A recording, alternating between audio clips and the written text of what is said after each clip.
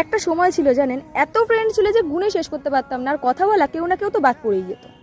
আর ঠিক পরের দিন তাকে দেখতাম গাল ফুলিয়ে রেখে দিয়েছে, আর গিয়ে তাকে লজেন্স দিতাম, তারপর কান ধরে উঠবোস করে বলতাম ভাই ভুল হয়ে গেছে, পরের দিন থেকে আর ভুল হবে না, আমি রোজ তোর সাথে কথা বলবো, তুই চিন্তা করিস না। আর এখন দেখুন সেই ফ্রেন্ডটাই মাত্র কয়েকটা বছর পরের দেখাতে চেঞ্জ হয়ে গেল।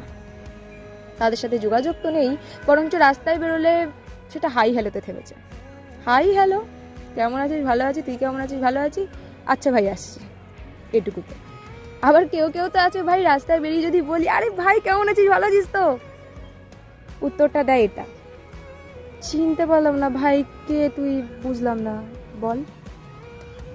তখন হয়তো খুব কষ্ট হয়, আপনারও হয়, কিন্তু খারাপ লাগার পরেও আপনি যখন তাকে বলেন আরে ভাই আমি ওই মেয়েটারে, আরে তোর সাথে ওই ক্লাসে পড়তাম, ওই ইয়ার স্টুডেন্ট, আরে ভুলে গেলি, হয়তো খুব কষ্ট করে সে মানুষটা মনে করলো হ্যাঁ পড়তেন আপনি তার সাথে, এবং কষ্ট করে সে বললো ও আচ্ছা চিনতে পেরেছি, ভাই কেমন আছিস, ভালো তো, আচ্ছা আমার একটা কাজ আছে আমি আসছি, হ্যাঁ।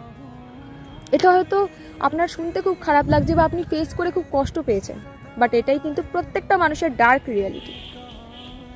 এখন হয়তো আপনারা অনেকে এই জিনিসগুলো ফেস করেননি, কিন্তু যারা করেছেন তারা বুঝবেন এটা কতটা সত্যি, আর যারা করেননি তারা 100% গ্যারান্টি দিয়ে একটা না একটা সময় আপনারাও ফেস করবেন।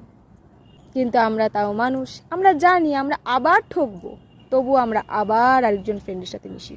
কেন জানেন?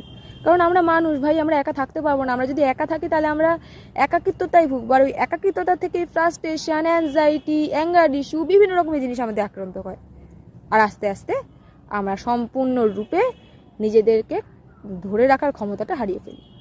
তাই নিজেদের ঠিক রাখার জন্য অ্যাটলিস্ট কোনো না কোনো সঙ্গী আমরা খুঁজি, সেটা সবথেকে বেশি আমাদের জন্য দরকার ফ্রেন্ডশিপ। কি করব বলি, এটাই তো আমরা মানুষ বলে কথা। মানুষই মানুষকে ঠকায়, আবার মানুষ ঠকে যাবে সেটা জেনেও মানুষের সাথেই মেশে, কিছু তো করার নেই।